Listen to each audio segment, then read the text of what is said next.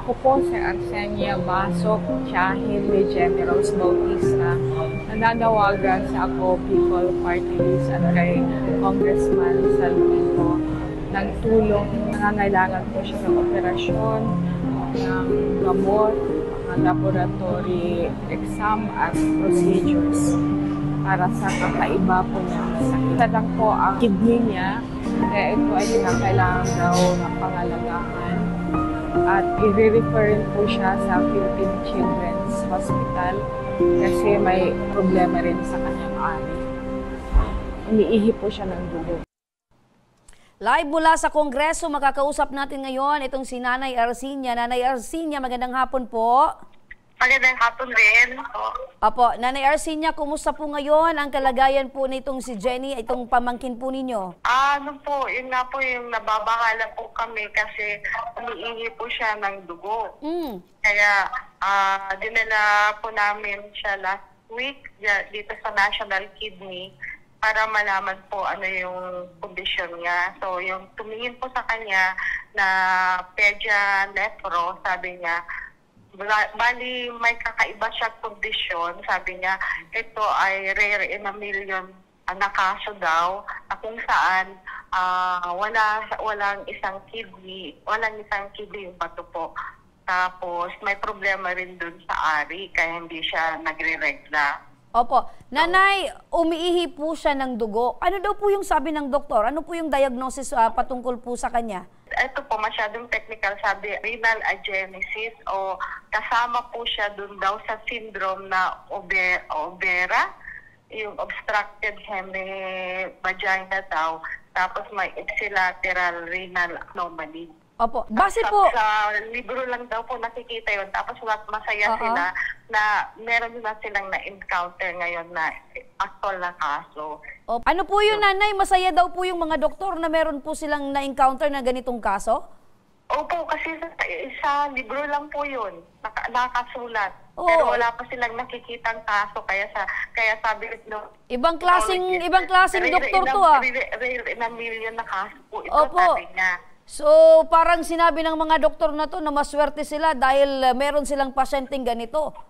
Opo, yun. Kaya lahat ng mga fellow, mga resident, tinawag nung consultant. Sabi niya, aralin niyo to, tapos i-manage natin, sabi nila po. Ano po yung Opo, Nanay, ano po yung naramdaman po ninyo nung sinabi nila na masaya sila at aaralin pa po nila ito pong kondisyon ng apo po pamangkin po ninyo?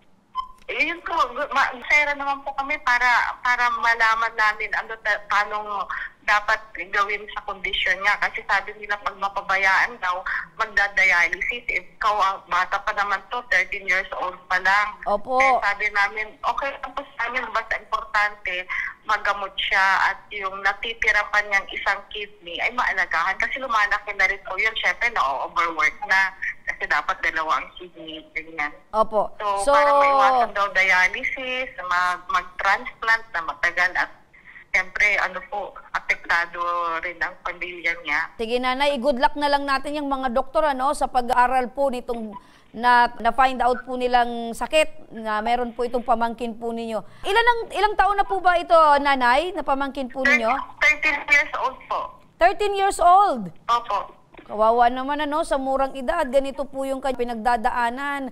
Ano po yung sabi ng doktor? Dahil sabi niyo po, pag-aaralan pa lang. Base po sa kanilang pag-aaral, ano daw po yung gamutan na kailangan pong pagdaanan po ng pamangkin po ninyo? Operahan po daw, tapos dahan yung kidney para hindi siya ma-dialysis at hindi ma-transplant. Opo, nasa magkano po? MRI, mga diagnostic procedures po ba? Okay. Kailangan daw gawin. Okay, so marami pong procedure na pagdadaanan po yung pamangkin po ninyo at kailangan ng operasyon. Base po sa doktor, nasa magkano daw po yung kakailanganin? Yung ngayon po, yung mga kailangan po, yung mga diagnostic procedures, let's say MRI po, mga ultrasound, tapos mga laboratory test. Opo. Pag okay na po, nagawa na daw po yun, dun pa opera kasi dapat stable pa hold daw siya kasi nag-iisa na po yung kidney niya. Opo, mga malaking halaga po yung kakailanganin. Pero wala pa naman po bang binigay po sa inyong halaga kung nasa magkano? Wala pa pong quotation po. Ang may quotation lang kami, yung mga request po na test, yung MRI. Okay. Yung MRI na nga po, nagkakalaga ng 25,000 na po eh. Tapos yung mga ultrasound, yung mga laboratory test, yun lang po yung muna ang quotation po nila. Kasi hindi ka naman po operahan po daw na hindi clear yung mga ganun. Opo, tama po yun, nanay. Ano po, yun po yung kailangan pong pagdaanan na test para po alam po nila yung mga susunod na procedure. Matanong ko lang po, nanay, nasaan po yung mga magulang po nitong pamangkin nyo? Namatay na po yung tatay po, noong December 23. Renal failure rin po. So po... Dialysis. Pero ito sa kanya, inborn po yun. Kasi kambal po sila. May kakambal po siya. Opo. May Nanay, diferensya yung kambal, wala naman. opo, nababanggit nyo po na renal failure ang kinamatay po Opo. ng tatay. So, posible po ba na parang minana po nitong anak po niya? Yung in-explain po no nephrologist, parang nagkaroon dun sa developmental stage daw ng Mullerian duct. So instead na daw, yung dalaw, instead na dalawa, naging isa daw. Kaya wala siyang isang kidney. So parang congenital anomaly po. Opo. Yun ang pag inborn, sabi po. Opo. Namatay na po yung tatay. So, Opo. yung nanay po? Yung nanay po niya, siya yung naglalaba, naglilinis sa bahay. Nanay kasi kamag-anak po namin. So, kinupok po namin sila. Ayun. So, kayo tumatayo pong pangalawang nanay, kaya kayo po yung lumapit sa Ako Bicol. Opo. Apo. Ano po yung pinakakailangan po ngayon? Ano po yung pinakakahilingan po nyo, nanay? Para po dito sa Yun pamangkin po ninyo? Para sa gamot po niya, sa request po na laboratory test at yung mga diagnostic procedures po. Apo. So, dyan lang po kayo, nanay, at kausapin po natin. Ito pong Supervising Political Officer po ng Ako Bicol para po malaman natin kung ano po yung pwedeng maitulong po nila sa inyo. Nasa kabilang linya na ng ating telepono ngayon, si Sir Alvin Martinez. Magandang hapon, Sir Alvin. Good afternoon ulit, Ma'am Remy, at sa mga nanonood po sa atin ngayon. Apo, tayo po ulit, Sir Alvin. Ito po yung ating kagustuhan, makatulong po sa ating mga kababayan. Ito po, ano po yung maaring maibigay nating tulong mula po sa Ako Bicol Party List para po dito sa pamangkin po ni nanay? Opo, Ma'am Remy, kanina nakikinig ako sa storya ni Ma'am Arsenia, no? Actually, ni-research pa rin ng ating opisina yung mga kondisyon ni Jenny at medyo talagang rare pala yung ganong kondisyon. At na-submit niya, nagpunta siya dito, sa People's Day natin, Ako Bicol Party List, at sinabit naman niya yung mga kaukulang mga requirements, no? Actually, ang hinihingi po niya sana ay yung mga pang-diagnostic procedures, MRI, laboratory, etc. Wala naman pong problema. Sasagutin na po yan ng Ako Bicol Party List. Ayun. So, wala na po kayong poproblemahin pa, nanay, dahil napakinggan nyo po. Sasagutin na ng Ako Bicol Party List. Ito pong pangangailangan pong medikal ng inyo pong pamangkin. Sir Alvin, aside po doon sa binanggit nyo po na yung mga dokumento po ay nasa inyo na po at na-review nyo na po, ano pa po yung dapat gawin nila para po tuluyan ng matanggap ito pong tulong mula po sa Ako Bicol Party List? Opo, nag-iwan naman po ng number at ng contact details po si Ma'am Arsenia.